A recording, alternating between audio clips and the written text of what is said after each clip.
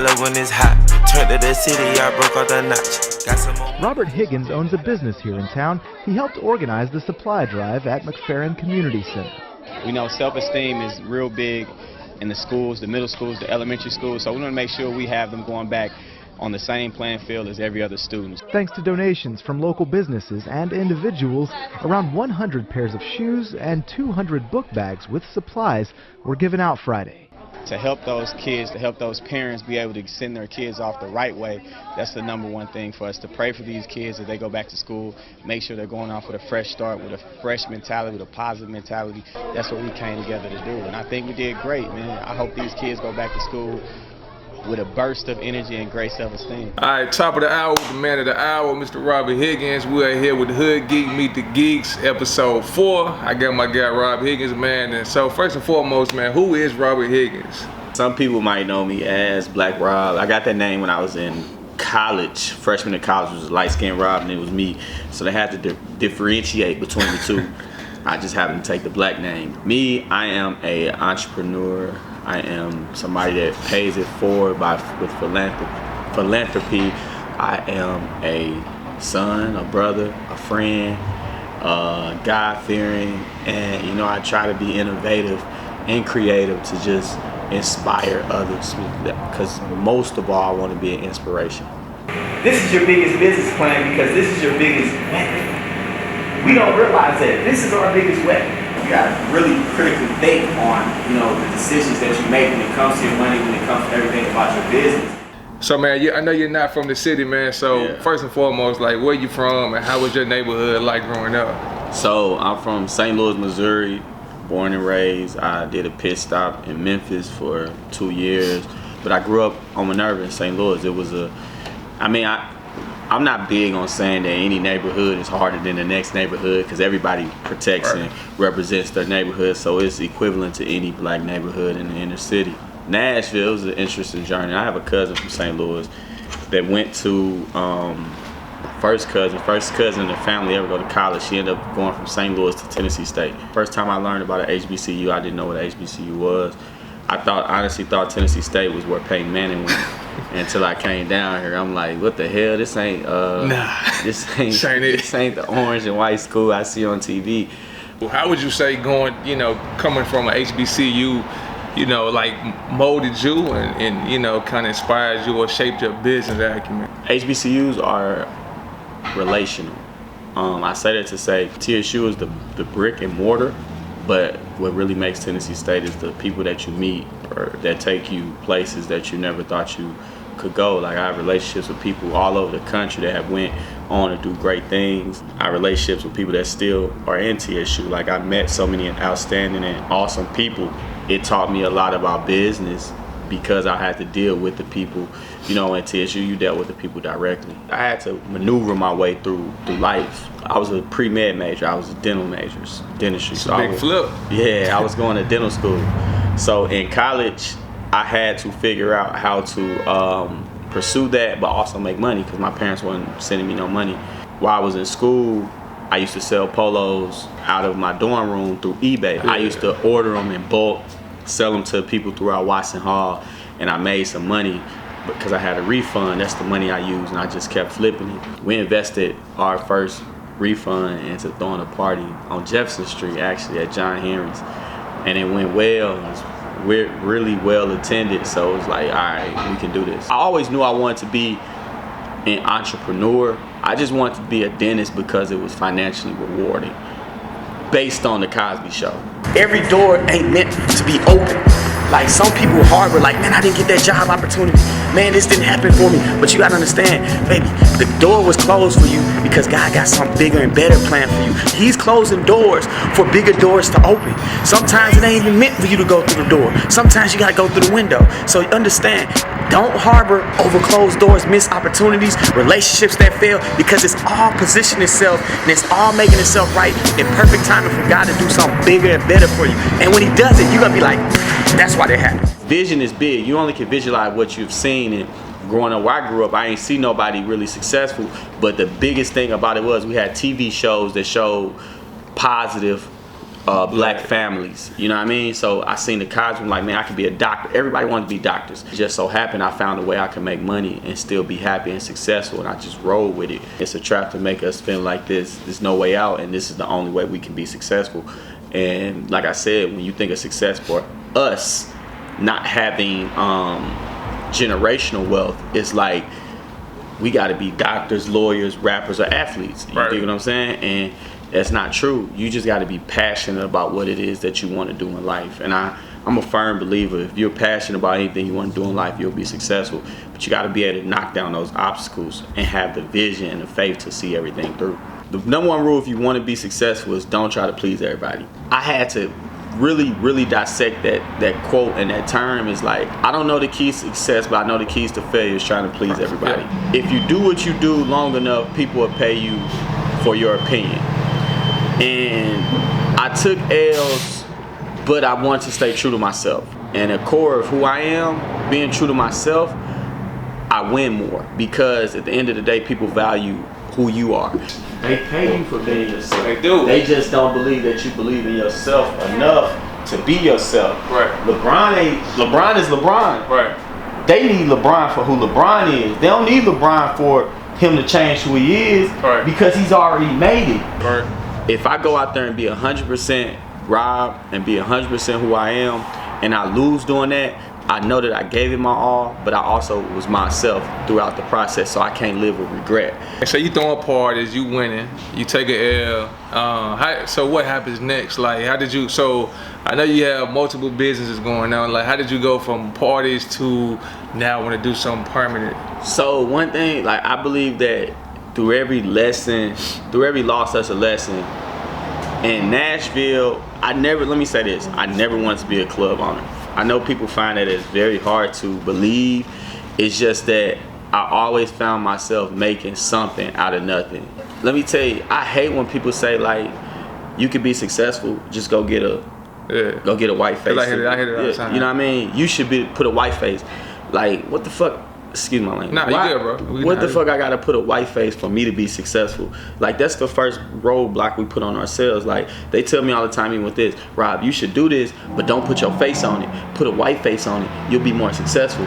Like, that's the dumbest shit in the world. Yeah. Donald Trump, you could be president, just don't be Donald Trump. Right. Like, you don't tell him that. What the fuck you would tell us that for? We got all these black people, and nobody knows the next. We all looking for, like, who's gonna be the next thing, or the next motivation, the next push. Everybody just sitting back waiting on the next person to do something. We all should be pushing that line. Like, we all should be doing it, because like I said, right now, everything's at a standstill.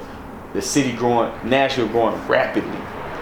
We gotta figure something out. You know what I mean? We gotta figure something out. We have to put something in play and in motion so we can continue people having a good time, because this city, it made me realize that racism is still alive, prejudice is still alive. This is 2010, 11, 12. Right. And people saying, like, you know, it's not the city. Nah, it was real, because I couldn't get establishments.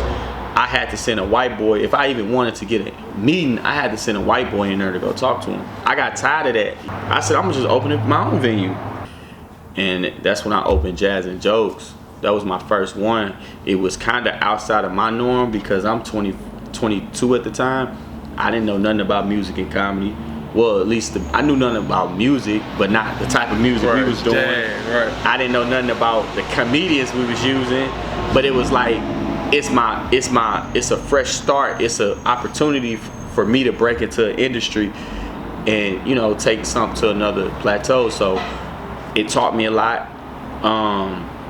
And then from there, I opened Weekend 2 years later, and that kind of like broke the mold of, you know, me being able to have my own venue. But it wasn't a nightclub. You know, I wanted a nightclub. You know, that's all I wanted. 2015, I opened Agenda, and I think that's where I really became, like, I got to, I learned a lot through that process, I must say, but I got a chance to really do something that I wanted to do in owning a nightclub. It's no secret new businesses, restaurants, and homes are popping up everywhere as Nashville is on the rise. And as News Channel 5's Brandon Marshall shows us, in North Nashville, one event promoter hopes his new business is a perfect fit to bridge the historic area with his new idea. For years, many business leaders did not consider Buchanan Street as an area for revitalization. But one North Nashville owner is taking a leap of faith in hopes of changing that narrative with a new speakeasy and cocktail bar. We want you to see the big fence, but when you open the door, we want you to be in awe. Local nightclub owner Robert Higgins opened Minerva Avenue. The name comes after the street his parents bought their first house on in St. Louis. Minerva Avenue reminds him of Buchanan Street. Everybody can relate to the street they all grew up. What else you got on your plate? I got weekend here in Memphis, and I'm working on one in Atlanta. Nice. I got Minerva, working on another nightclub here. I still do my black party, I still do my white party. Starting back up and doing my pool party that I did this past year. And I sprinkle in events every now and then, but my whole goal now is expansion. I hate to make excuses for a city because it's such a big thing.